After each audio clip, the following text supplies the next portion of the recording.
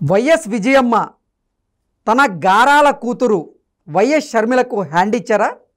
రానున్నటువంటి ఎన్నికల్లో YS Vijayamma YS Jaganmohan రెడ్డికి మద్దతుగా నిలవబోతున్నారా అంటే అవుననే సమాధానం ఇస్తున్నారు కొంతమంది రాజకీయ విశ్లేషకులు.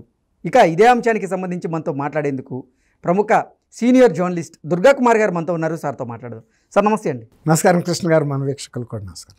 సార్, వైఎస్ విజయమ్మ వైఎస్ షర్మిలకు హ్యాండ్ ఇచ్చారని రానున్నటువంటి ఎన్నికల్లో వైఎస్ విజయమ్మ జగన్మోహన్ రెడ్డికి మద్దతు తెలపబోతున్నారు అంటూ కూడా ఒక వార్త ఇప్పుడు సోషల్ మీడియాలో చక్కర్లు కొడుతుంది. ఏంటి సార్ ఆ వార్తల్లో వాస్తవం ఉందంట? అంటే ఇవాళ జరిగిన పరిణామాలను బట్టి అయితే అదే అనిపిస్తుందండి. ఇప్పుడు ఎందుకంటే గతంలో ఎప్పుడు కూడా జగన్మోహన్ రెడ్డి గారి మీద వ్యాఖ్యానించడానికి కూడా విజయం గారు ఇష్టపడలా. ఆయన్ని అధికారంలోకి సీటు మీదకి ఎక్కించడానికి షర్మిల్ గారు ఎంత కష్టపడ్డారో విజయం గారు కూడా అంత కష్టపడ్డారు. పవిత్ర గ్రంథాన్ని చేతిలో పట్టుకుని రాష్ట్రంలో తను ఓపికన్నంత వరకు తిరిగారు. ఈ జగన్ బాబు నా బిడ్డ కాదు, మీ బిడ్డ, మీరు ముఖ్యమంత్రిని చేసి రాజన్న ప్రభుత్వాన్ని స్థాపించి మీరు ఆ ఫలితాలన్నీ కూడా అనుభవించాలి, రామరాజ్యం లాంటి రాజ్యం వస్తుంది మీకు అని చెప్పారు. ఫస్ట్ టైం కాబట్టి అంతకుముందు జగన్మోహన్ రెడ్డి గారి గురించి విజయం గారికి తెలిస్తే తెలవాలి కానీ తల్లిగా ప్రజలకైతే ఏం తెలియదు ఆయన గురించి.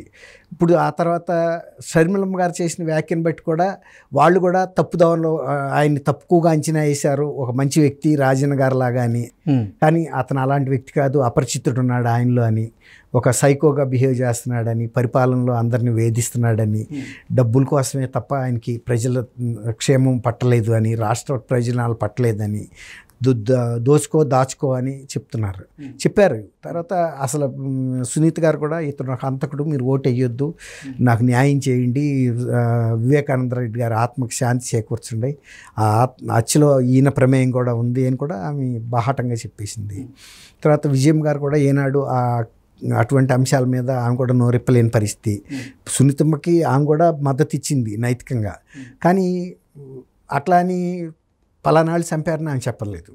ఎందుకంటే ఆమెకి కొంచెం ఇబ్బందికరమైన పరిస్థితి అది.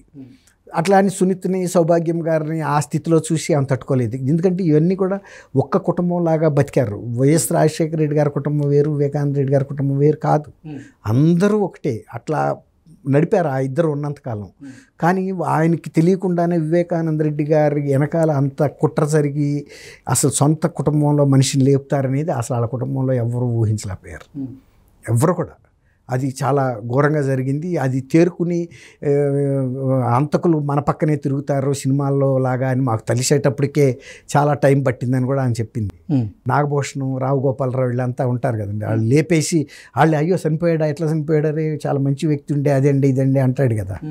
ముత్యాల ముగ్గులో కూడా ఒక అతన్ని లేపేసి తీసుకెళ్ళి వాళ్ళ మా మేనమామ పక్కలో పడుకోబెట్టమంటాడు.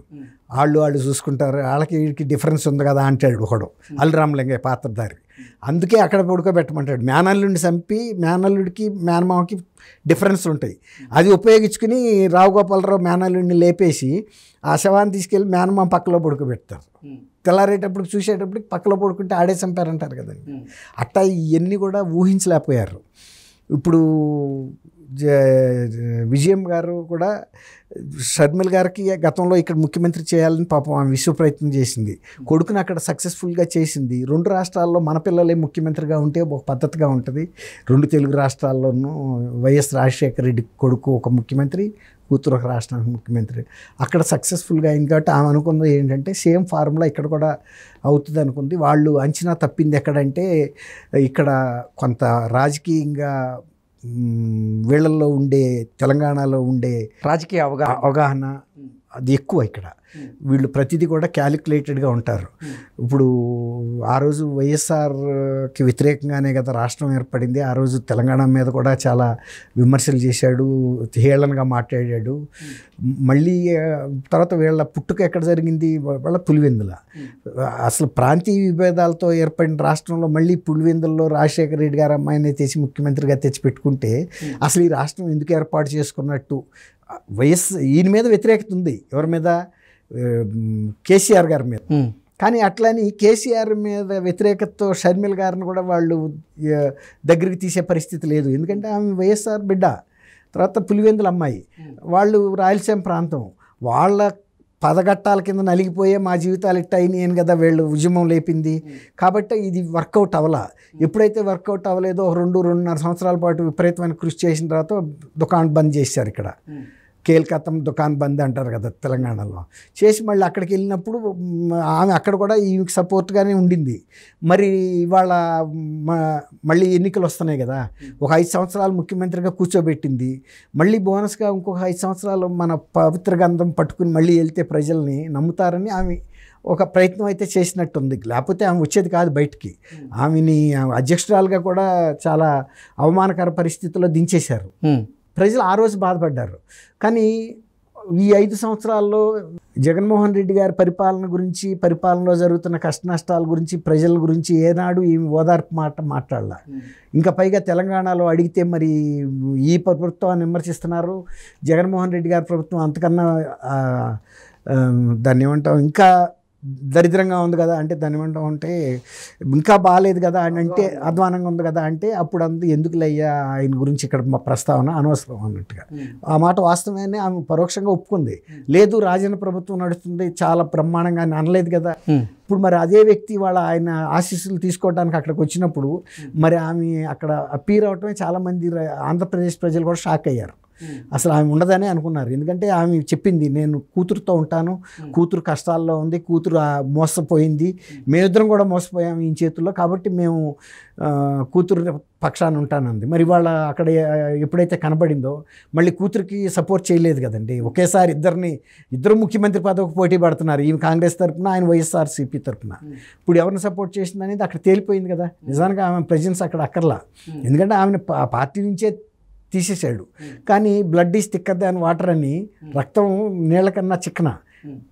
తల్లి బిడ్డల ప్రేమని ఎవడు కాదంటాడండి, ఎవరు ఆపుకోగలుగుతారు? కాబట్టి కొడుకు అక్కడికి వచ్చేటప్పటికి ఆమె కూడా భావోద్వేగానికి గురైంది, ఆలింగనం చేసుకుంది, ఆశీర్వాదం ఇచ్చింది పవిత్ర గ్రంథం చేతిలో పట్టుకుని. మరి దాన్ని బట్టి చూస్తే షర్మిల గారికి చేయించినట్టే అనుకోవాలి. ఎందుకంటే అదేదో కాంగ్రెస్ పార్టీ, ఇదైతే వాళ్ళ సొంత పార్టీ కాబట్టి అందులో ఒకసారి ముఖ్యమంత్రిగా చేశాడు. మరి ఇప్పుడు కష్టాలు, ఇప్పుడైతే గెలవడు. కానీ నా ప్రచారం కూడా తోడయ్యి, నా పరపతి కూడా ఏమన్నా తోడైతే గెలుస్తాడన్న ఆశకి ఆమె కూడా చేయొచ్చు. కానీ బట్ ఆమెను కూడా ఈసారి ఒకసారి ఎవరికైనా ఒక అవకాశం ఇస్తారండి.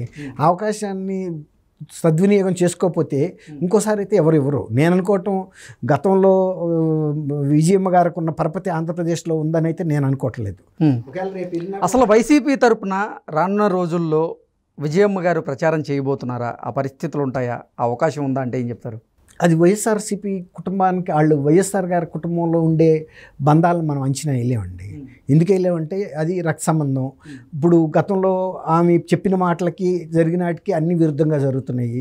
తర్వాత ఇప్పుడు జగన్మోహన్ రెడ్డి గారు కూడా ఆ అంతకులు మా చెల్లెళ్ళు నమ్ముతున్నారంటున్నారు. ఇదంతా చాలా కన్ఫ్యూజింగ్గా ఉంది. నేరస్తులు ఎవరనేది మరి జగన్మోహన్ రెడ్డి గారు ఈ 5 ఏళ్లలోనూ పట్టించుకోలేదు. ఇవన్నీ కూడా మనం వాళ్ళ కుటుంబాల గురించి, గతంలో వైఎస్ఆర్ గారు ఉన్నప్పుడు కుటుంబానికి కొన్ని విలువలు ఉన్నాయి, ఆ విలువల ప్రకారం వాళ్ళు బతికారు. ఇవాళ ఆ విలువలు బట్టి మనం అంచనా అయితే నాబోటి వాళ్ళం వేయలేము. ఇంకేమైనా కొత్త తరం వాళ్ళు అయితే వేయగలరేమో.